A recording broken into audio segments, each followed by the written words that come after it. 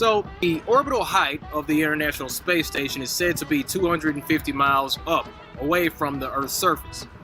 Okay, 250 miles. That leaves it right between the mesosphere and the exosphere. That puts it in a place called the thermosphere. The temperature of the thermosphere can reach up to 3,632 degrees Fahrenheit. Now, the I.S.S., one of the most commonly used materials of the I.S.S. is 2219 T6 aluminum alloy. The melting temperature of aluminum is 1221 degrees Fahrenheit. The melting temperature of glass is 1538 degrees Fahrenheit. The melting temperature of steel is 2750 degrees Fahrenheit.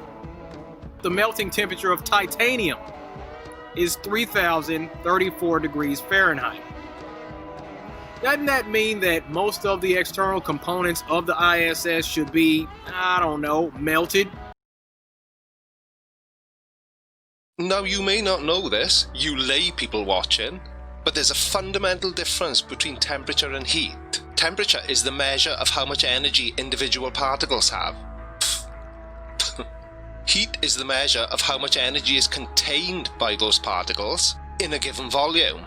The thermosphere is a very low density gas, i.e., very few particles. So even though the individual particles do have a lot of energy, high temperature, they don't hold much heat energy overall. An imperfect analogy would be the following. You can stick your hand in water, heat it to 90 degrees without sustaining any injury. And yet you can sit in a sauna with an air temperature of 90 degrees quite happily for a long time. The temperature is exactly the same, but the heat is very different. And since the I.S.S. is made using reflective materials, this is why it can withstand the heat of the thermosphere.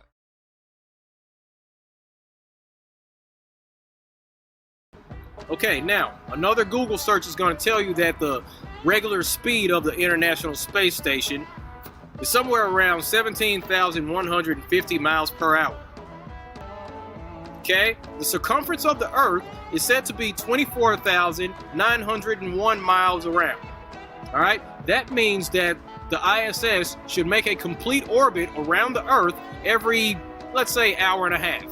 Somewhere around every 90 minutes or so, the I.S.S. should make a complete orbit around the Earth, if it's a globe. Yes? All right, so let's check out that blazing speed on this video. Now, I'm just gonna leave it to you. After seeing those bullets flying through the air, after seeing that jet breaking the sound barrier,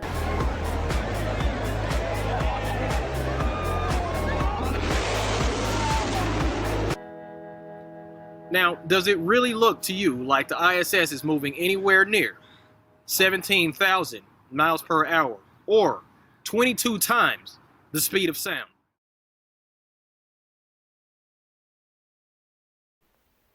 So to give some perspective to the topic, here's a Boeing 777.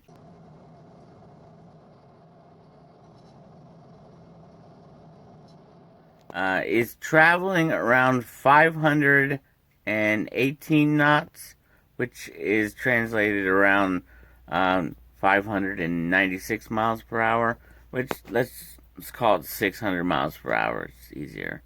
It looks like you're going really slow. It's all perspective. So when you're looking out of the window of the I.S.S., it looks like they're crawling by.